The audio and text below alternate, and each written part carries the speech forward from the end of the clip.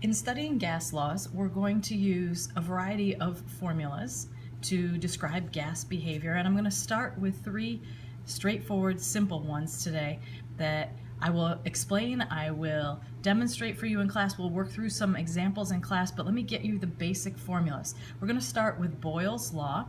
Boyle's Law is a gas relationship where temperature is constant.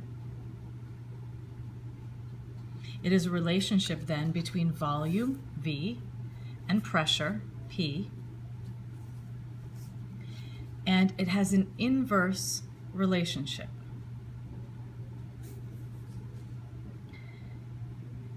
Which means as you increase the pressure, the volume will decrease. I'm not going to give you a picture. There's a graph that's needed. Let's talk about that in class. In the meantime, you think about what a graph would look like if we had a relationship between pressure and volume. What would that graph look like? Now, this law is named for Robert Boyle, who investigated this relationship between pressure and volume. Notice the other thing that is constant is a fixed quantity of gas. We can't change the amount of gas if we're going to talk about Boyle's law. So temperature and the amount of gas are constant. So this is an inversely proportional to the pressure. Okay, that's Boyle's law. Let's take a look at the formula. Let's take a look at a problem. It says P1 times V1 is equal to P2 times V2, where the ones are one set of conditions of pressure and volume, the twos are another set of conditions of pressure and volume. If we know three of the four variables, we can solve for the fourth. So we have a sample of nitrogen occupying 250 milliliters at STP. What will be the volume of the gas at 97.97 kilopascals of pressure, temperature remaining constant. So you'll see they let you know that temperature remains constant, so we don't have to worry about that. We're just going to set this up. So we have pressure and volume. We have a volume here at STP, so standard pressure. What would standard pressure be? Well, I have several choices for standard pressure, but you notice that my other pressure here, so this would be P2, is given in kilopascals. So my standard pressure I want in kilopascals. Give you a second to think about what standard pressure in kilopascals is. You got it? 101.3. Fabulous. That's kPa, so that is our P1. So we have V1, we have P1, and we have P2, so we plug them in. We are solving for the new volume, V2. So P1 is 101.3 kPa times V1, 250 milliliters, is equal to P2, 97.97 kPa times V2. And we solve. We do our algebra, we do our math. If you want to pause, you can do that and figure it out yourself.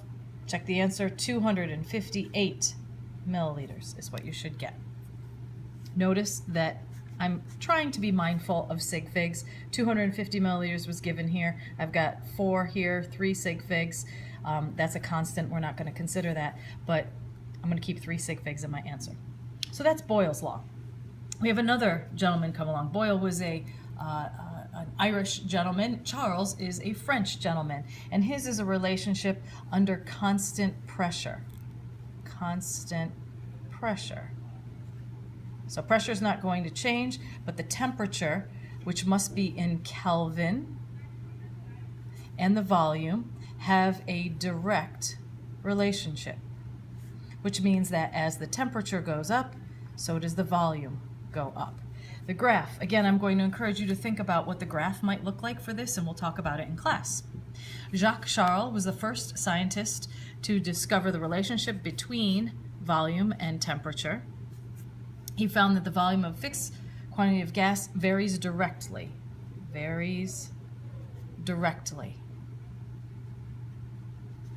with temperature. Okay, so the formula for Charles' relationship is going to look like this. V1 over T1 is equal to V2 over T2. Temperature must be in Kelvin. I say that, you're like, yeah, you're thinking, okay, no problem. I guarantee you someone will forget to go to Celsius. You must keep Kelvin temperatures. Why, you ask? Why? Why could that be? Well, can you have a 0 degrees Celsius temperature? Wait. Isn't standard temperature 0 degrees Celsius? It's a very common temperature. It is likely what it is outside right now. If I put 0 degrees in the denominator here, what's that get me?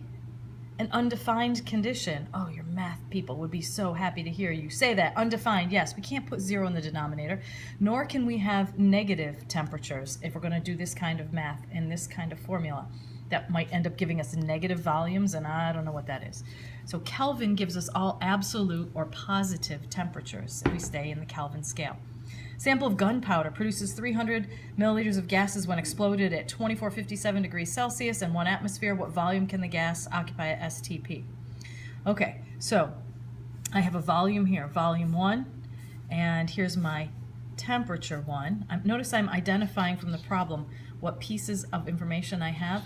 It says what volume would the gas occupy. So V2 is what I don't know. Standard temperature. We just mentioned that. 0 degrees Celsius, nope, 273 Kelvin. Go ahead and just write that in there in Kelvin. So we're going to plug these numbers into our formula at the top of the page. V1, 300 milliliters over T1, 2457. Well, 2457 plus 273 is going to get us to Kelvin. That's going to be 2730 Kelvin. 2730 Kelvin is proportional to V2. That's what we don't know. We're looking for V2. T2, standard temperature 273. Now, if you're really sharp and you're paying attention, you will notice that 273, this is Kelvin, by the way. So you probably, I hope, don't need a calculator to realize that V2 is 30 milliliters. Fabulous. I'm including 3 sig figs because I had 3 sig figs up here. We're going to go with that. That's it. That's Charles' law. One more. The third one is Gay-Lussac, another Frenchman. We'll talk about his name and the origins of that. You can have your little chuckle at home. Temperature and pressure. This is during constant volume. So temperature, again, in Kelvin. This relationship is also a direct one, where if we increase the temperature, we're going to increase the pressure. Please think about what that graph looks like. Whose graph does this most resemble? Is it Boyle or is it Charles' law? We'll do that in class together. Formulas for this relationship, it's P1, whoops, let's try that again. P1 over T1 is equal to P2 over T2 with all temperatures in Kelvin. You're going to get sick of hearing me say that, but I promise at some point you will forget. All temperatures in Kelvin. And so with that, I'm going to have you come to class with those notes filled in. We'll do some more practice, some more demos, some more working through these problems using these 3 formulas together.